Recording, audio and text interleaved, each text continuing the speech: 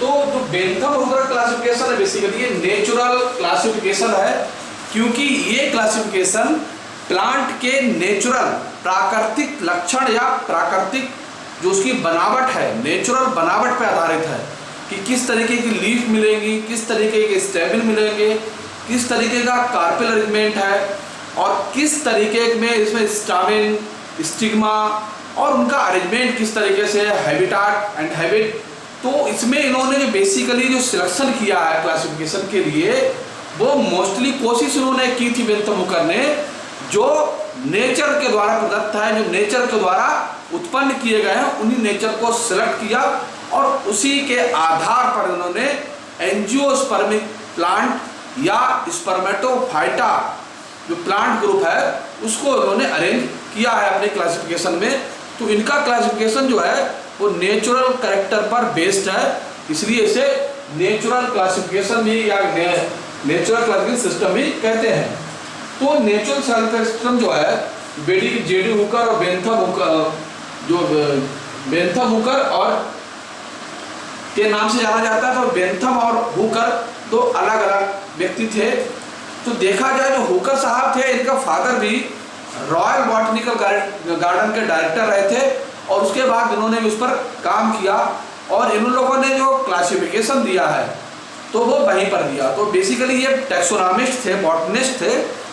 और Bentham Hooker ने देखा जाए लगभग पूरे वर्ल्ड का भ्रमण किया है, इंडिया का भी किया है, आसपास पाकिस्तान है, श्रीलंका है, यहाँ का भी, और प्लांट को उन्होंने कलेक्ट किया। क्योंकि क्लासिफिकेशन देना क्योंकि आसान काम नहीं है, उसके लिए जितना ज़्यादा प्लांट का कलेक्शन होगा, अधिकांश प्लांट का कलेक्शन होगा, उसी आधार पर हम प्लांट को डिवाइड कर सकते हैं। क्योंकि जिस समय लोग काम कर रहे थे उससे पहले कोई भी वर्किंग ऐसा नहीं था जिसको एक्सेप्ट किया जा सके या जो मोस्ट सुटेबल हो, मोस्ट एक्सेप्टेबल हो, ऐसा कुछ भी नहीं था।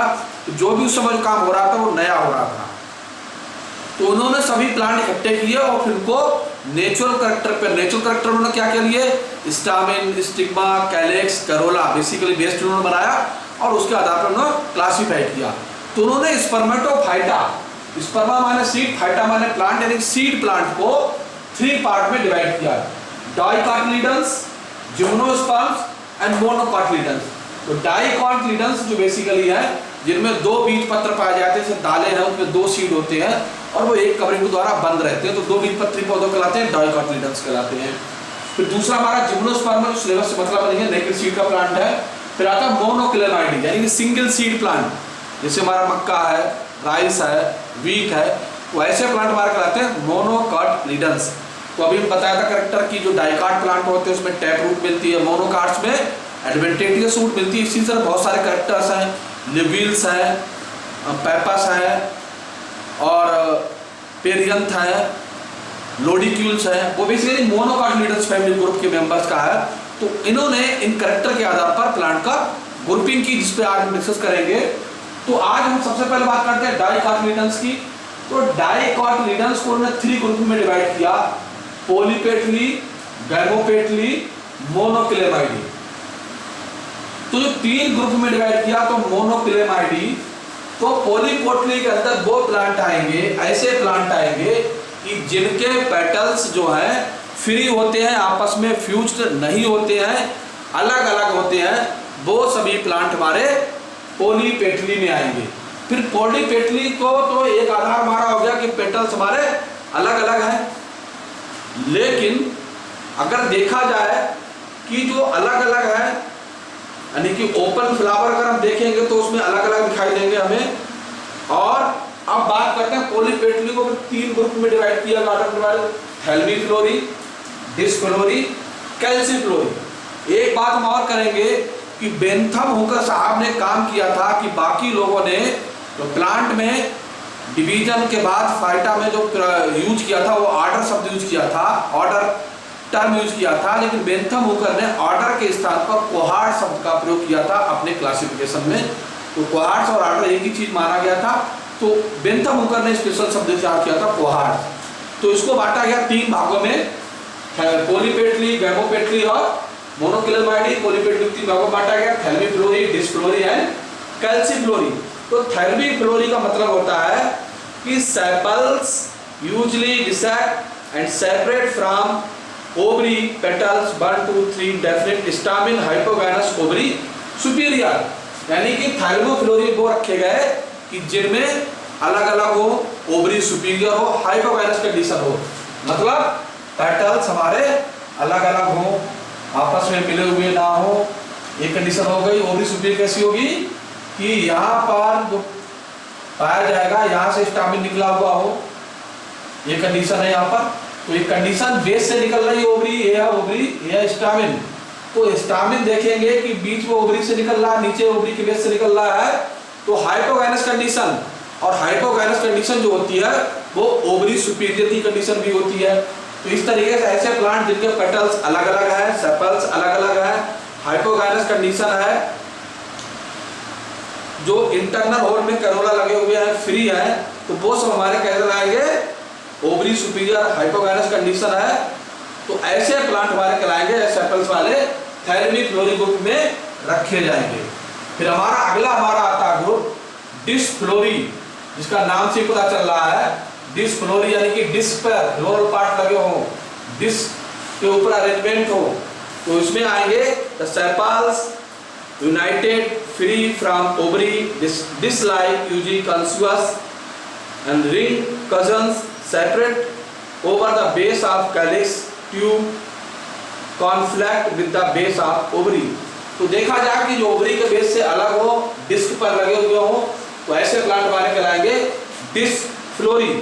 अगला हमारा है गैमोपेटली, यानी पेटल्स आर यूनाइटेड, जिसमें कि पेटल्स बड़ आपस में मिले हुए हो, आपस में जुड़े हुए हो। जैसे धतूरे का फूल देखेंगे तो ऊपर से हमें पेटल्स इस तरीके से अलग अलग दिखाई देते हैं, लेकिन देखेंगे कि ओवरी के बेस से नीचे जुड़े हुए हैं आपस में सब, और यहाँ पर अलग अलग दिखाई देंगे कितने हैं, लेकिन नीचे से ऊपर तक यूनाइटेड होंगे आपस में। तो ऐसे हमारे प्लांट कहलाएंगे, या ऐसे हमारे फ्लावर्स जो होंगे प्लांट में गैमोपेटली कहलाएंगे। तो इसमें इनको गैमोपेटली में रखा गया, सॉरी डिस्फ्लोरी चल रहा था, तो ये गैमोपेटली का होगा। बात करते हैं कैल्सीफ्लोरी की। तो कैल्सीफ्लोरी में ऐसे प्लांट को रखा गया है कि इसमें जो हमारे सेपल्स होते हैं वो रेयरली फ्री होते हैं, और इसमें एडिनोड स्टामिन पाया जाता है। स्टामिन कैसे होंगे, एडिनोड कंडीशन होगी, यानी कि इस तरीके से पाए जाएंगे, तो एडिनेट कंडीशन वाले स्टामिन पाए जाएंगे ओवरी से। और जो पेटल्स होंगे वो यूनिसिरेट होंगे, लेकिन एक कंडीशन एपिगाइनस और पेरिगाइनस हो सकती है, कभी कभी गायनोफोर कंडीशन भी हो सकती है। तो एपिगाइनस पेरी कंडीशन क्या होती है, एपिगाइनस कंडीशन हमारी हो जाएगी, यहां से स्टामिन निकल रहा है, इसका एपिगाइनस कंडीशन, पेरिगाइनस यहां से स्टामिन निकलेगा तो पेरिगाइनस कंडीशन। तो ये कंडीशन इसमें मिलती है, तो वो प्लांट हमारे कराएंगे कैल्सीफ्लोरी। फिर उसके बाद हमारा दूसरा ग्रुप आता है गैमोपेटली। तो हमने कहा इसमें पेटल्स यूनाइटेड हो, वो गैमोपेटली होंगे। तो पहला ही हमारा है इंफीरियर, नाम से पता चल रहा है इंफीरियर। इंफीरियर ओवरी कब होगी, जब सेक्स ऑर्गन्स हमारे ओवरी के बेस से नहीं निकलेंगे, ओवरी के ऊपर से निकलेंगे, एपिगाइनस पेरिगाइनस कंडीशन होगी। तो उस कंडीशन में हमारी ओवरी कैसी होगी, इंफीरियर होगी। तो stamen usually many corolla lobes includes 3 orders Rubiales, Asterales, Campanulales. तो ये जो इंफीरियर ओवरी है तो बेसिकली किन फैमिली में मिलेगी, एस्ट्रेसी में मिलेगी, रूबेसी फैमिली में मिलेगी, और अगली हमारी जो फैमिली है वो हमारी है कंप्यूनेल्स। तो इन फैमिली के मेंबर्स में कैरेक्टर पाया जाएगा कि जो सेक्स ऑर्गन्स हैं या तो पेटल से निकलेंगे या ओवरी के ऊपर से निकलेंगे। तो वो कंडीशन हमारी हो जाएगी एपिगाइनस कंडीशन, ओवरी इंफीरियर। तो वो सभी प्लांट ग्रुप इसमें रखे जाएंगे। अगला हमारा है ग्रुप हेटेरोमेरी।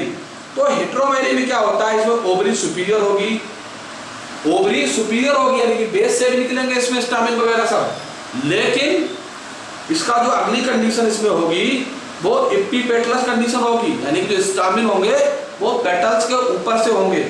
दूसरी इसमें कंडीशन और हो सकती है कि जो कैरोला है वो अल्टरनेट या अपोजिट होंगे और 2 भागों में विभाजित होंगे। जैसे इस कंडीशन में आएगा इविनेल्स या इरिकेल्स ऑर्डर आएगा। हमारा है डाई कार्पेलेटी। तो नाम से ही पता चला कार्पेल माने ओवरी की यूनिट है कार्पेलेटी, तो बाई कार्पली यानी कि इसके अंदर वो प्लांट्स आएंगे, वो प्लांट ग्रुप आएगा जिसकी ओवरी दो भागों में डिवाइड है, यानी कि 2 कार्पेल्स बेसिकली मिलेंगे। तो ऐसे प्लांट जिसमें 2 कार्पेल्स मिलेंगे उसे हम कहेंगे बाई कार्पेलेटी ग्रुप कहेंगे। इस ग्रुप में आएंगे तो ओवरी यूजुअली सुपीरियर होगी, इसमें स्टामिन बहुत अधिक होंगे या बहुत कम होंगे, अल्टरनेट होंगे।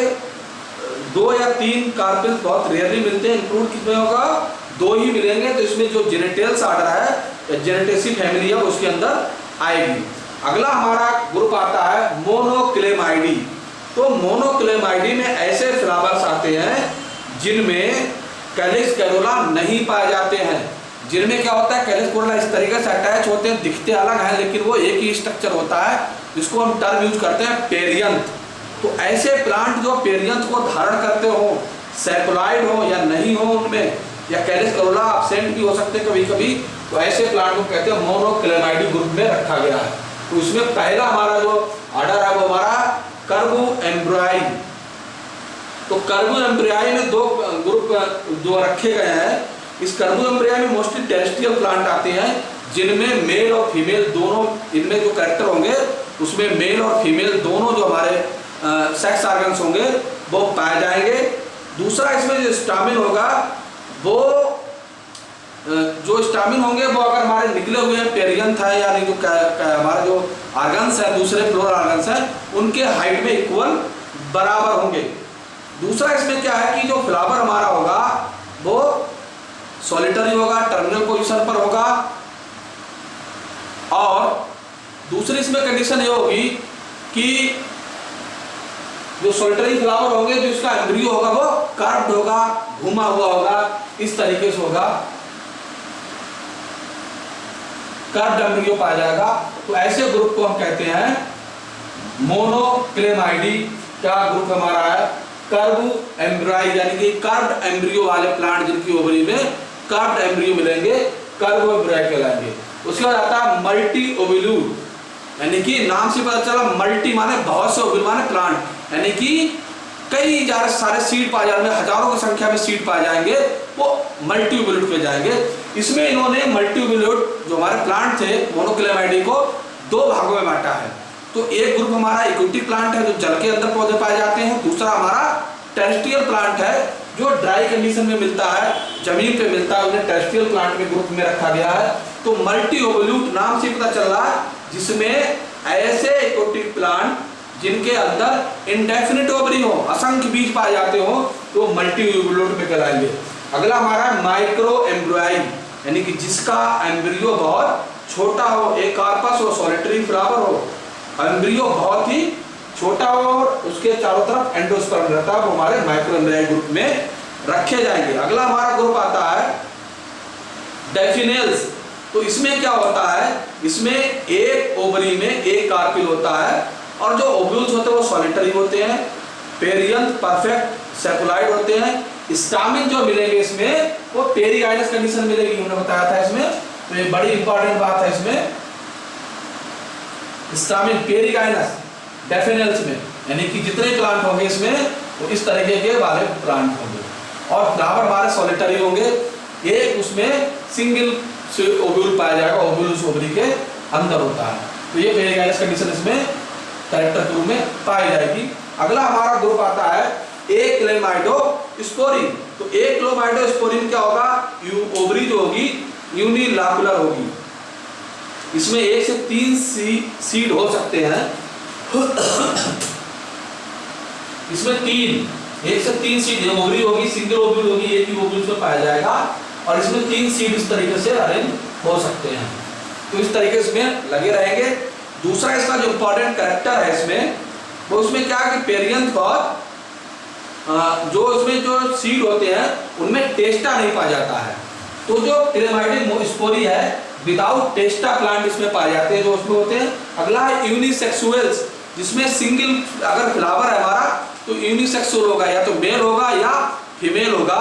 तो इसमें वो ग्रुप रखे गए जिन प्लांट स्पीसीज में तो मेल और फीमेल जो होते हैं वो अलग अलग होते हैं। इसमें पेरियंथ इसका जो होता है या तो अब्सेंट होता है या बहुत ही रिड्यूस होता है, यानी कैलिक्स कैरोला इसमें अब्सेंट होते हैं, वो उस फैमिली में है। फिर एनामोलस, तो एनामोलास में क्या रखा जाता है, ऐसी फैमिली जो डाउटफुल है, जो डाउटफुल जेनरा है, इनकी स्टडीज संभावित संदेहास्पद है कैरेक्टर्स को लेकर, उनको इस ग्रुप में रखा गया एनामोलस में।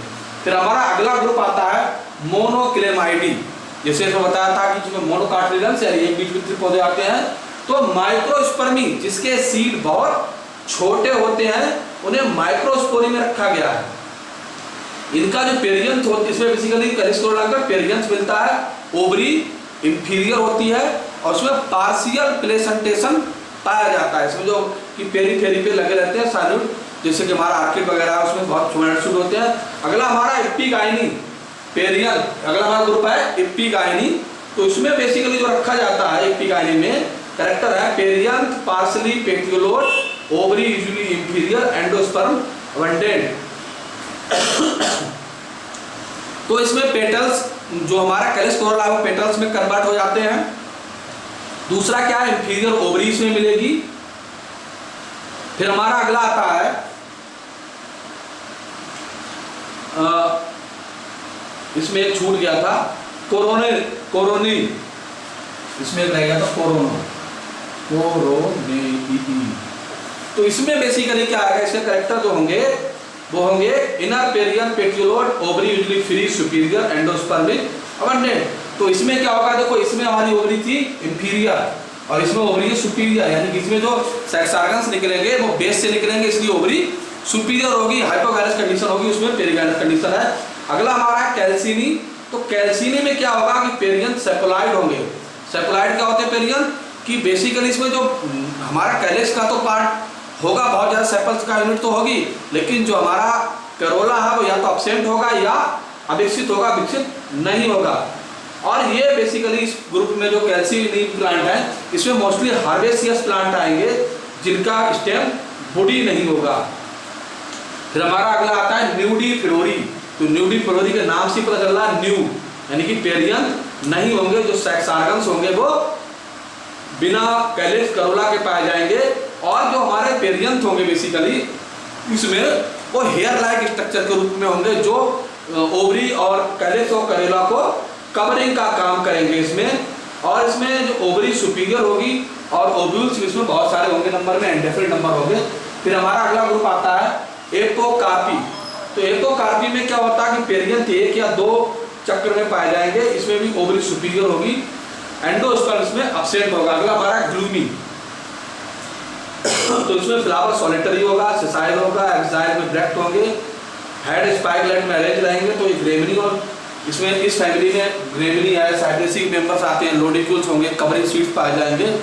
तो इस तरीके से देखा जाए कि बेंथम हुकर ने एंजियोस्पर्मिक प्लांट को एक ग्रुप में अलग अलग तरीके से क्लासीफाई किया।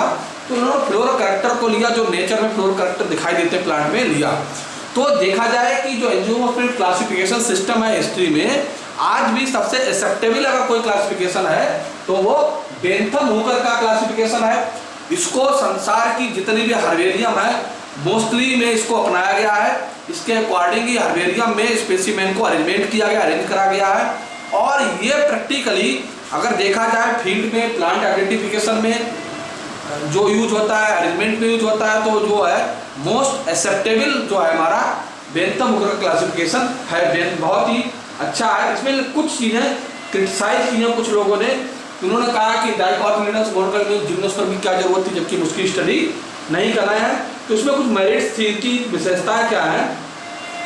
इसमें जो फैमिली और जेनरा को रखा गया है बहुत ही एक्यूरेसी है कि किसी फैमिली में किसी जेनरा को रखा गया, बहुत सारे सिमिलर मैच वालों को रखा गया, तो बहुत ही एक्यूरेट पोजीशन पे उनको रखा गया है। दूसरा इसमें सबसे बढ़िया चीज़ क्या है कि ये सिस्टम जो है आइडेंटिफिकेशन पर्पज से बहुत अच्छा है। इसको हम इसकी आसानी से प्लांट को आइडेंटिफाई करके अरेंज कर सकते हैं। तीसरा इसमें जो सिस्टम है हमारा कि इस सिस्टम को ब्रेथ जितने कॉमनवेल्थ कंट्री थे, इंडिया, पाकिस्तान, श्रीलंका, इसमें जो है काफ़ी इसको अपनाया गया, एक्सेप्ट किया गया। अगला हमारा है कि प्रत्येक फैमिली में के स्टार्टिंग में एक सनाप्सिस को तैयार किया गया है जो प्लांट आइडेंटिफिकेशन में यूजफुल होती है। तो सनाप्सिस क्या होती है, मान लीजिए एक प्लांट में 50 प्लांट पाए जाते हैं फैमिली में, तो उन प्लांट के जो कॉमन कैरेक्टर्स हैं उनको टेबल फॉर्म में अरेंज करा जाता है, वो कहलाती है उस फैमिली की सनाप्सिस। तो सिनॉप्सिस अगर हमारे पास है तो हम फील्ड में अगर ले जाते हैं सिनॉप्सिस को, तो उसको उस सिनॉप्सिस के अकॉर्डिंग हम प्लांट को बहुत आसानी से देख सकते हैं। जैसे हम सपोज करते हैं मालवेसी का प्लांट का कैरेक्टर लेते हैं।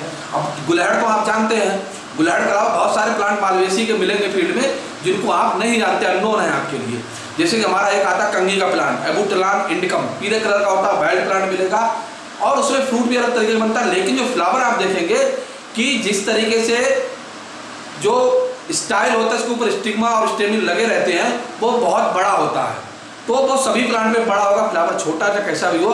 तो उस तरीके बहुत सारे जो पेटल्स का अरेंजमेंट है और जो स्टामिन स्टिग्मा का अरेंजमेंट है वो सिमिलर होगा, फ्रूट का स्ट्रक्चर चेंज हो सकता है। तो बहुत सारे कॉमन कैरेक्टर्स को आप लेते हैं वो सिनॉप्सिस कहलाता है। अगला हमारा जो इसकी इंपॉर्टेंट मेरिट थी कि इस सिस्टम को रेनल्स ऑर्डर में, अभी हम आगे और पढ़ेंगे, अगर पढ़ा जाए बहुत आगे तक है इसका आर्डर जीनस तक, तो अभी हम यही आर्डर तक पढ़ते हैं। तो इसका बेसिकली जो रेनल्स आर्डर है वो सबसे प्रिमिटिव आर्डर है और उससे उस प्रिमिटिव आर्डर से ही इस क्लासिफिकेशन को स्टार्ट किया गया। और अगला हमारा है कि believed in the evolution through the reduction hence placed monocot after dicot. तो इवोल्यूशन के आधार पे ही मोनोकार्ड को बाद में रखा गया डाइकार्ड के, तो ये भी एक विशेषता है। और इसमें पोलीपेटली के साथ थैल्मिफ्लोरी, कैल्सिफ्लोरी को डिकेंडोलो ने भी अरेंज किया था, बेंथम हुकर ने उसी का फॉलो करते हुए इसमें एक नई सीरीज पैदा की थी। इस सीरीज हमारे आई डिस्फ्लोरी जो उन्होंने डेवलप की थी। ये पोलीपेटली को बेंथम और एपिडोकेंडोले तो थैल्मिफ्लोरी और कैल्सिफ्लोरी में किया था, लेकिन इसको यहाँ पर डिस्फ्लोरी में भी अरेंज किया गया 3 फ्लोर। उसके बाद मोनोकार्टिलिडन्स का, मोनोक्लेमाइडी का इन्होंने जो था क्रिएशन किया था। तो इस तरीके से बहुत सारे जो कैरेक्टर्स थे इनको अरेंज किया गया। अब इनकी डिमेरिट्स क्या थी, इनकी कमियां क्या थी, विशेषताओं के अलावा कमियां क्या थी, इसको दोनों को रखते हैं। इसमें मेन कमी क्या थी कि इस क्लासिफिकेशन में किसी जीनस का कोई इवोल्यूशनल सिस्टम नहीं दिया गया कि किस प्लांट का इवोल्यूशन किससे हुआ या किस जीनस से किसका हुआ, इसका कोई भी चर्चा इस पर नहीं की, जो है इनकी कमी थी। दूसरा इनकी इंपॉर्टेंट जो थी कि जो प्लांट का ग्रुप है वो सिंगल नेचुरल कैरेक्टर पर या आर्टिफिशियल कैरेक्टर पर था।